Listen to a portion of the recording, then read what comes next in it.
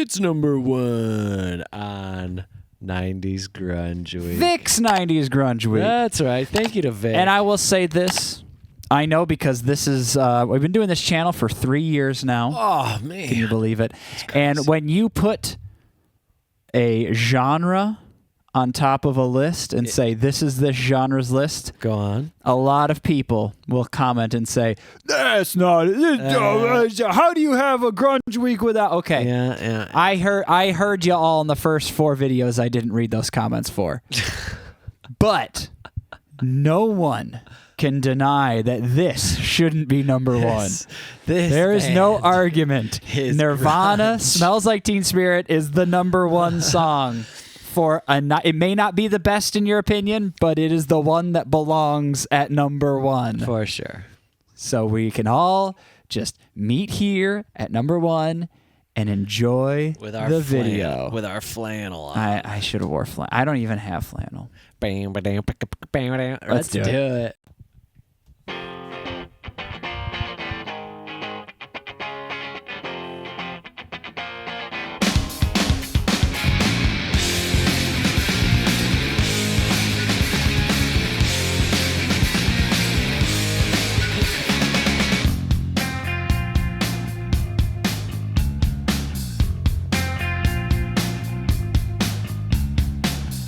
Load up on guns, bring your friends, fun to lose and to pretend. She's overboard, self-assured, and all I know, a dirty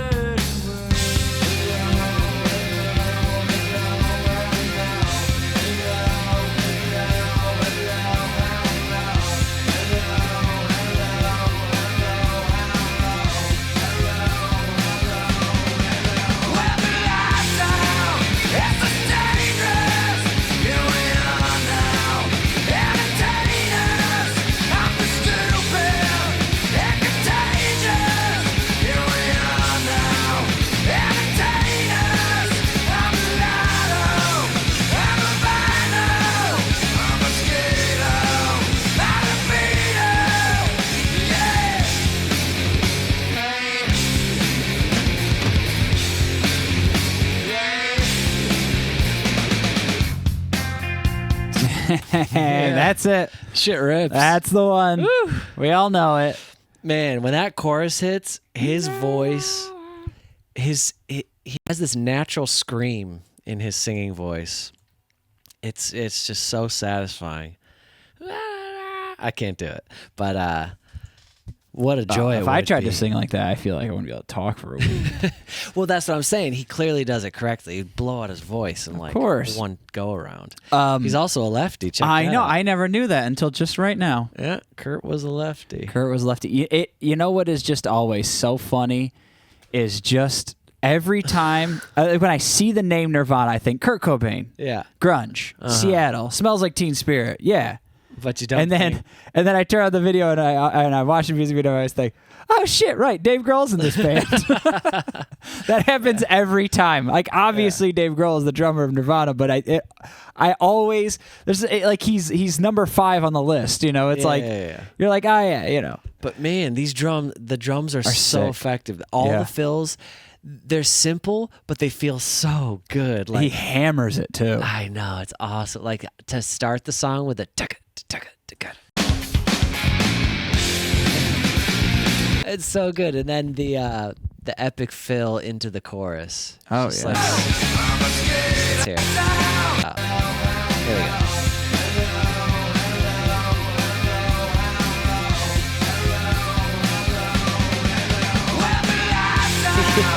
I know, just freaking snare. Just Yeah. like, let's do it. Rip it. It's so simple, but it's just like that's what we want to hear. That's exactly what I want to hear. And you know what? This early 90s, this grunge guy, I'm trying to see who he is jumping into the I'm trying to get the shot of him jumping into the audience. Oh, the crowd surfer? Yeah, there's a crowd surfer, and then it shows and he's got like the black boots with the white socks and the jean shorts. It is so effing early 90s. It's like all I can think about. I think of like the early 90s SNL cast, you know, like Chris Farley and Adam Sandler. I feel like the whole like alternative rock scene was just waiting for Nirvana to just drop this album. Like Yeah. it was all just there, primed Just and like- ready, and then this dropped and they're like, holy shit, this is it. You nailed it.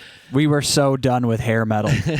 Yeah. Like, let's effing go. And I believe it was this music video that blew up on MTV and was the reason that blew Nirvana up was this music video. Oh, really? Yeah. Because like this imagery, I mean, obviously paired with this awesome song, but I think it was just like the imagery of just like, oh, these dudes just like kind of look like they don't give a shit, and they're just kind of. Well, you know, it's gone through that loop so many times. Like you go, like I feel like, let me think. I think the same thing happened in the 70s.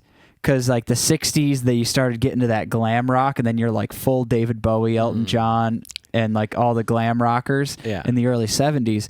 And then by the late 70s, it was like the Ramones were just like, nah, dude, we wear punk jeans. was coming in, Yeah, we wear jeans and just like shirts and sneakers. Like, nah, like fuck all that shit. Like we're just like tearing shit down.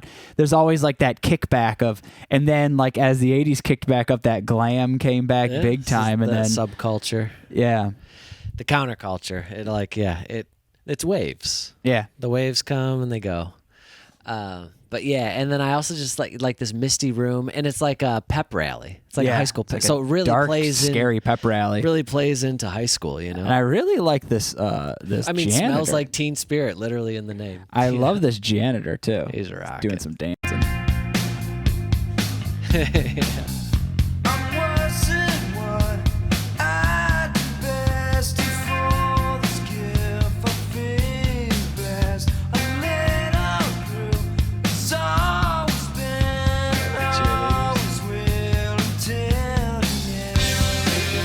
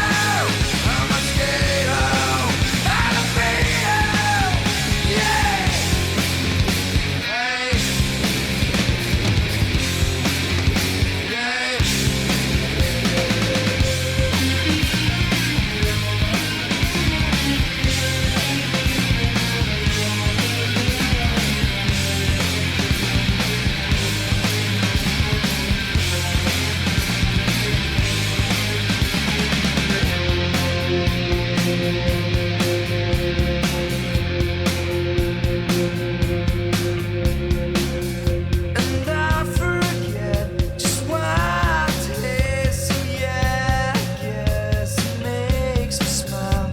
I found it hard, it's hard to find the well, whatever, never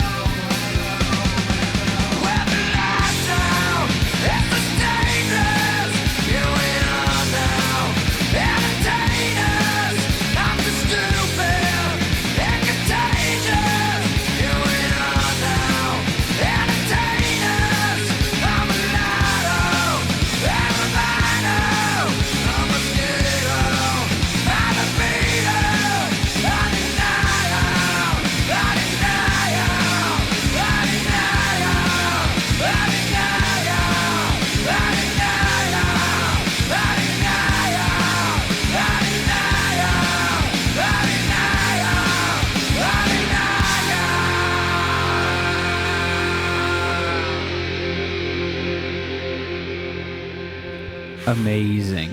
Imagine seeing that on MTV in 1991. Oh, just change Just your like, life. holy, what the fuck was that? Holy So shit. something that's amazing about this is that Nirvana is one of the last. It's one of the last groups to do that, like grassroots from the radio to just like being the biggest thing ever all of a sudden, like overnight. And a lot of it has to do with, and the reason a lot of it has to do with like now the internet and the way that things blow up now is kind of weird. And like you can become like TikTok famous, but then if you go play a show, no one goes to your show. It's just like kind of strange. Yeah. So it's like you're almost like your personality isn't connected with your music. So now that's super weird. And then just streaming in general kind of made it weird. But actually what happened in the 90s was there was like legislation passed that opened up radio stations to be owned by conglomerates, because for the longest time you were only allowed to own like a certain amount of radio stations. And I think you particularly couldn't own like multiple radio stations in multiple different markets too. And so back then, like radio stations would be a lot more local. They would like serve local communities a lot more. So like in Seattle, this music is coming out and no one else knows about it. And they're bumping it on the radio, but like today it would never, or even by like the 2000s, it wouldn't get play because no one cared about local. No one cares about local anymore. It's like whatever the record labels want, and now everything is just the same radio station played across the entire country from like Ryan Seacrest in LA. Like it's just the same shit. Right. So like back then everything was really localized, and like if you went to a different city, you would hear different music. And people would, it started poking out of Seattle and it just exploded once everyone knew about it. Yeah. So like these things, because like grunge started in Seattle and probably like Portland bands too, but like there was a bunch of other grunge bands in Seattle. You know, it wasn't just Nirvana. No, they're just the ones that blew. They're just ones that wrote "Smells Like Teen Spirit." Yeah. And well, okay, so the other thing that I wanted to bring up about like Nirvana being special is that like, or at least in this moment,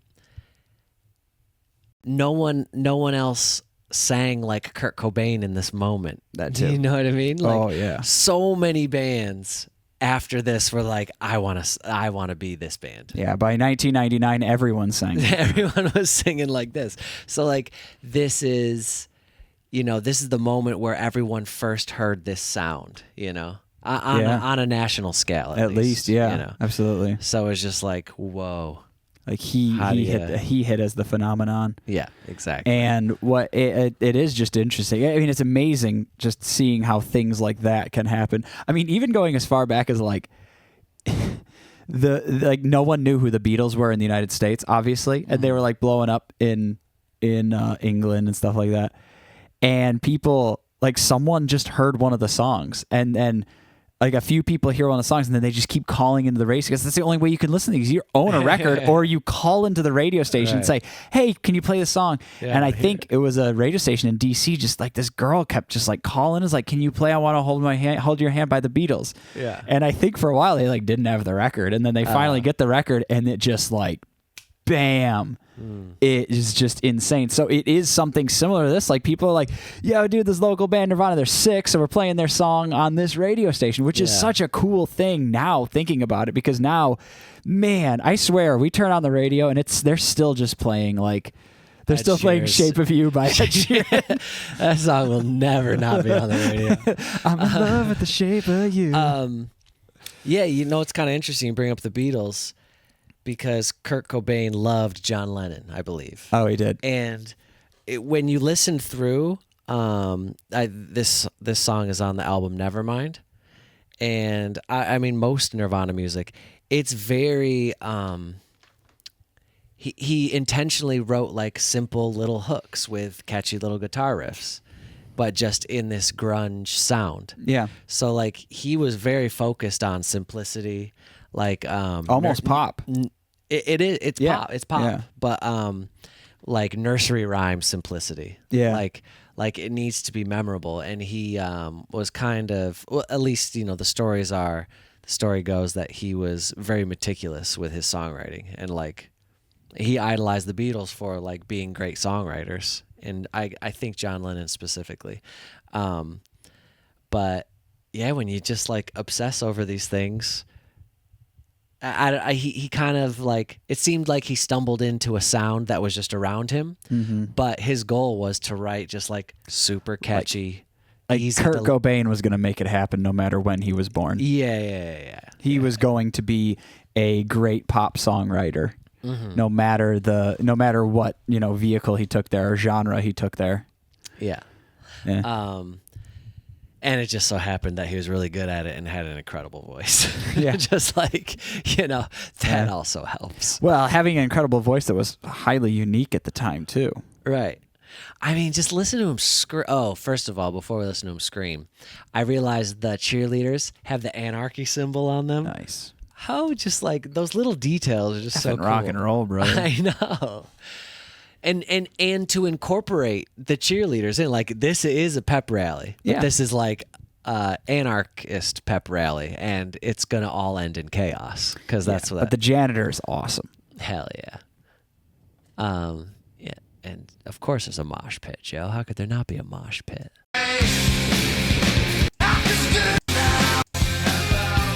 It builds up so well. The pre-chorus is so tension building. It's so awesome. Love this little chain.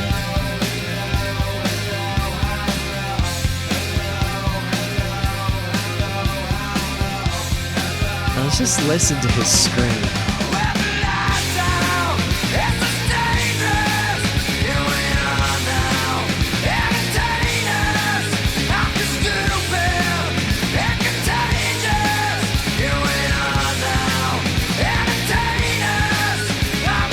It's just like the right amount of vocal distortion. You I know. It's just like so satisfying. Because he really sounds like he's screaming. Like he sounds like he's yelling at you. Yeah.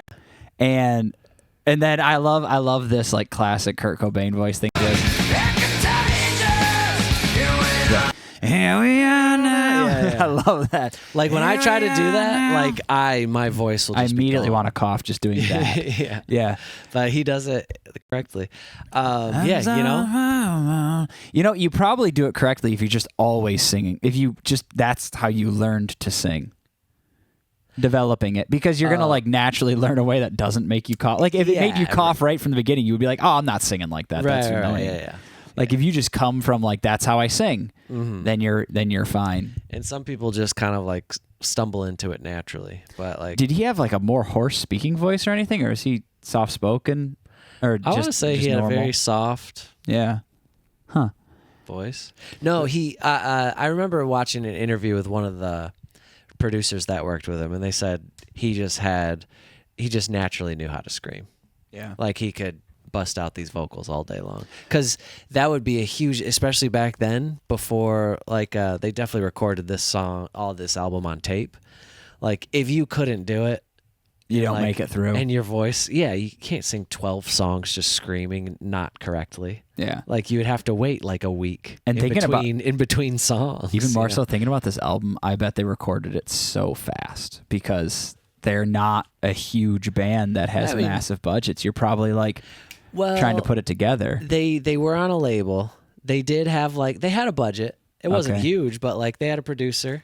Yeah. And they like recorded it in like a studio. Well, what I mean wanna is say that in, like studio Minnesota. time is expensive, so you want to get yeah, things they probably done. recorded in like 30 days or something. Because once you get massive, like bands just go into the studio and while they're recording, they're like writing. Like they they spend months and months. Yeah, and they have like the producer and like audio engineer just sitting there recording their even like ideas, and then they're putting it all just together. like jams and demos. Yeah. No, I'm sure that they wrote all the songs before they got. In the Yeah, studio. that's what I mean. So like they were a smaller. it's like if indie he's got to band. go in there and sing 12 songs over the course of like 1 week of recording sessions, Right, you would just exactly. destroy your voice. Yeah. You'd be singing all day for multiple days in a row. And Joe, fun fact: Dave Grohl did a lot of the high harmonies on this album. Oh, I don't know if there's any harmonies in. I don't know if there's any harmonies in this one, but in some of the other songs, I like their that, some voices. harmonies. And Dave Grohl also has a great scream Yeah. Dave Grohl is also a great singer and frontman and songwriter. and songwriter. After Nirvana, Dave Grohl just picked it up and just killed it for the rest of the 90s and into the early 2000s. He just really did well. 1.9 billion. That's what you're talking about there. Pretty amazing. And like I think they only had one more album after this, and then he died, and that was it. I mean, that's what makes it so It's like unbelievable. Yeah. Like what an infamous artist who had such a like short career, I know. I mean, and they definitely had an album or an EP before this as well. But anyway, there you go. There's Vic's Wow. grunge top Grunge 5, week. and that was great. That was fun to talk about all these bands. We'd never done any of these bands. No, So- it's insane. We've never done the Cranberries, Radiohead, or Nirvana. I know, right?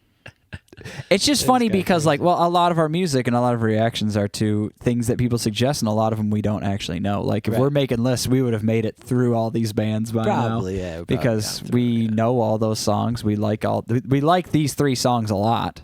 yeah. We listen to them a million times. All right. Well, I hope you all had fun. Oh, let's give our top 5. How would we have ranked it? Okay. Re-ranked it. I kind of love this. I think Vic crushed it.